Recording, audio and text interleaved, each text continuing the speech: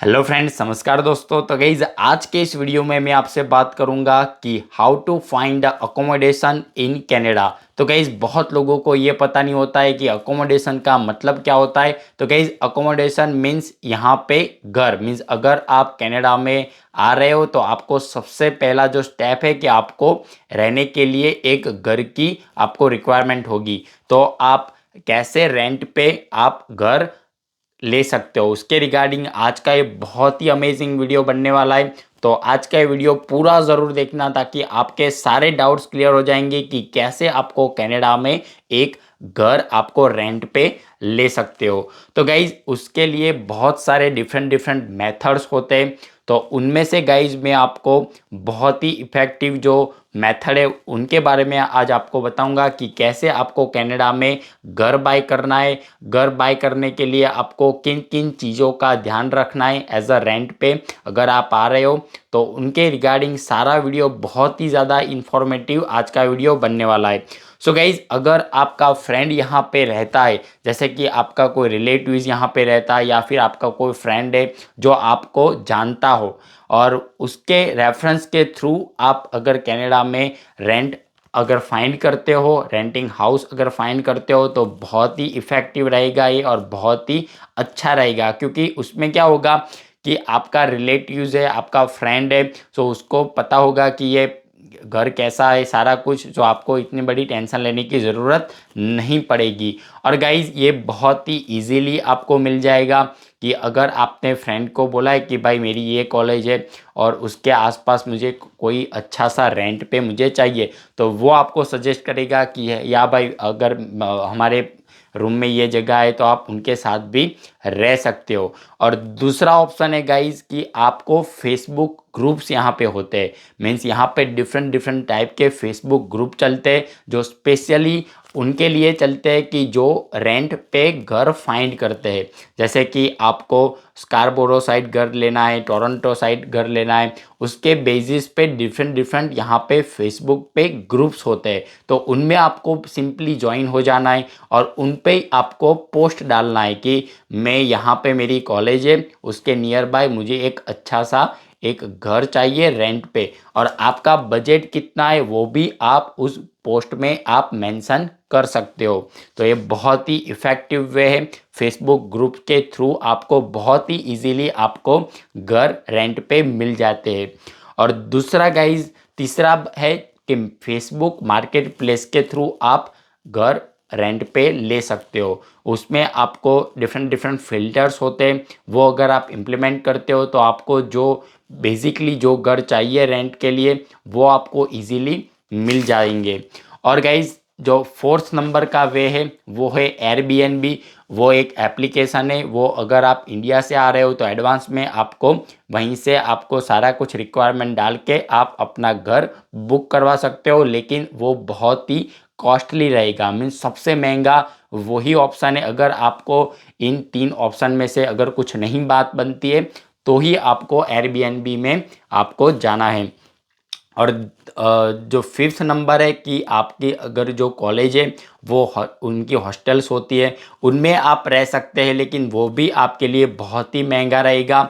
लेकिन आपके अगर पास पैसे है, आप कंफर्टेबल हो पैसे खर्च करने के लिए और आपको सबसे बेस्ट ऑप्शन चाहिए, तो वो है कि आपको कॉलेज की हॉस्टल में रुकना है। उनका फ़ायदा क्या होगा गाइस कि आपको ट्रैवलिंग की ज़रूरत नहीं पड़ेगी क्योंकि आपकी कॉलेज ही पास होगी, तो ट्रैवलिंग का टाइम भी आपका बच जाएगा। लेकिन ये सबसे ज़्यादा कॉस्टली रहते हैं हॉस्टल, तो आपको उनमें नहीं जाना है। मैं सजेस्ट नहीं करूँगा कि आप कॉलेज की हॉस्टल में रुके।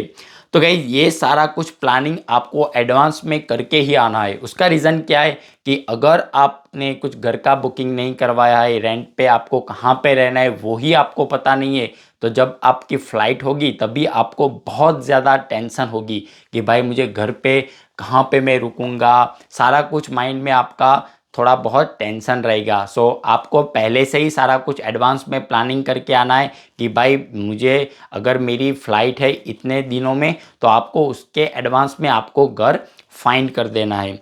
तो गाइज़ आपको सबसे बेस्ट ऑप्शन क्या रहेगा, जैसे कि आप सब बोलते हैं कि भाई सबसे बेस्ट ऑप्शन कौन सा है, तो वो है कि आपको अगर फ्रेंड के या फिर रिलेटिव्स के रेफरेंस के थ्रू अगर आपको रेंट पे घर मिल जाता है तो सबसे बढ़िया ऑप्शन यही रहता है। या फिर दूसरा ऑप्शन है कि आपको फेसबुक ग्रुप के थ्रू अगर आप फाइंड करते हो, क्योंकि ये दोनों ऑप्शन आपको बहुत ही कॉस्ट इफ़ेक्टिव रहेंगे, आपको जो बहुत ही कम दाम में आपको मिल जाएंगे। और जो हमारी कम्युनिटी होती है, जैसे कि अगर आप गुजरात से बिलोंग करते हो या फिर पंजाब से बिलोंग करते हो, तो उसके रिगार्डिंग आपको यहाँ पे आपको बहुत ही इजीली इन दोनों तरीक़ों से आपको घर मिल जाएगा, क्योंकि यहाँ पे बहुत सारे डिफरेंट डिफरेंट टाइप के ग्रुप चलते हैं। अगर आप उनमें ज्वाइन हो जाते हो और अपनी पोस्ट डालते हो कि मुझे इतने टाइम में मैं आ रहा हूँ और मुझे इतनी इतनी रिक्वायरमेंट है, तो आपको बहुत इजीली मिल जाएंगे।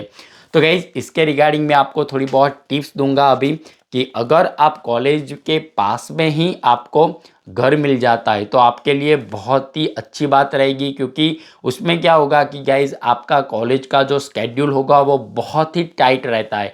मीन्स आपका कॉलेज का स्केड्यूल होगा, आपको जॉब जाना होगा, तो अगर आप तो आपने ऐसा घर ढूंढा कि आपकी कॉलेज है और आपका घर है, उनका ट्रैवलिंग डिस्टेंस बहुत ज़्यादा है, तो आपका उसमें टाइम वेस्ट होगा। सो आपको मैं यही सजेस्ट करूँगा कि आपको कैसा घर चूज़ करना है कि जो आपकी कॉलेज हो उनके नियर बाय लोकेशन पे हो, और गाइज़ उसमें आपका ट्रैवलिंग का टाइम बहुत ज़्यादा सेव हो जाएगा। तो गाइज़ अगर आप रेंट पे घर लेते हो तो आपको किन किन चीज़ों का ध्यान रखना है, तो सबसे पहले कि आपको ये देखना है कि हमारे घर के आसपास कितने ग्रोसरी स्टोर्स है, कहाँ पे है, कितने डिस्टेंस पे है, सारा कुछ आपको पहले तो देख लेना है। दूसरी बात कि आपको गैस स्टेशंस देखना है, कितने गैस स्टेशंस है, कहाँ पे है, नियर बाय लोकेशंस पे है कि बहुत ज़्यादा दूर चल के मुझे जाना पड़ेगा। ये सारी कुछ बातें आपको देखना है कि शॉपिंग मॉल नियर बाय है कि नहीं है, बस मुझे क्या मिल जाएगी कि नहीं मिल जाएगी। क्योंकि गाइज अगर आपके पास कार नहीं है तो आपको बस से ही सारा कुछ करना है। अगर आपके घर से जो बस स्टेशन है, मीन्स बस स्टॉप है, वो बहुत ही दूर है, तो आपको डेली उतना चल के जाना पड़ेगा। सो आपको ये सारी सारी जो छोटी छोटी चीज़ें होती है वो आपको बहुत ध्यान से देखना है, और उसके बाद ही आपको डिसाइड करना है कि मुझे यही घर पे रहना है। आपको कार पार्किंग, आपको वो ओनर है वो आपको कार पार्किंग की फैसिलिटी देते हैं कि नहीं देते हैं, सारा कुछ देखना है। आपको जो इलेक्ट्रिसिटी का बिल होता है वो शेयरिंग पे है कि आपका रेंट पे ही सारा कुछ इन्वॉल्व हो जाता है, सारी कुछ बातें आपको देखना है। और गाइज अगर आप कोई बोलता है कि आपको एडवांस पे करना पड़ेगा इंडिया से, तो उनमें बिलीव मत करो। आपको बोल देना है कि मैं जब इंडिया से कनाडा आ जाऊंगा तब मैं आपको पे कर दूंगा। तो गाइज जब आप पे करेंगे तो वो आपसे 1 मंथ की डिपॉजिट मांगेगा, एडवांस डिपॉजिट। जैसे कि आपने कुछ उनके घर में कुछ डिस्ट्रॉय कर दिया या फिर कुछ नुकसान हो गया, तो वो मनी वो आपने जो 1 मंथ का एडवांस में दिया होगा उनमें से वो कट कर देगा। सो आपको 1 मंथ का रेंट और 1 मंथ का एडवांस पेमेंट, आपको मीन्स 2 मंथ का आपको पे करना पड़ेगा रेंट। और 1 मंथ की गाइज आपको एडवांस नोटिस देकर ही आप घर छोड़ सकते हो। ये कनाडा का सिस्टम इसी वे से चलता है कि जैसे कि आपको दूसरा घर लेना है, दूसरे घर पे आपको मूव होना है, तो आप ऐसा नहीं कि आप आपने दूसरे दिन ओनर को बोल दिया कि मैं कल से ये घर छोड़ रहा हूँ, ऐसा नहीं होगा।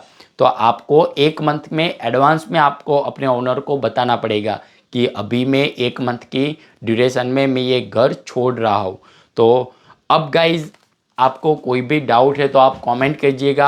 आपको ये वीडियो कैसा लगा उसके रिगार्डिंग भी आप नीचे कमेंट में हमें बता सकते हैं। तो गाइज जितने भी लोग नए आ रहे हैं, अगर आपने लाइक नहीं किया है, सब्सक्राइब नहीं किया है, तो कर देना, क्योंकि इसमें आपका बहुत ही ज़्यादा बेनिफिट होने वाला है। तो चलिए गाइज आज का ये वीडियो यहाँ तक रखते हैं, मिलेंगे कुछ अमेजिंग वीडियो के साथ।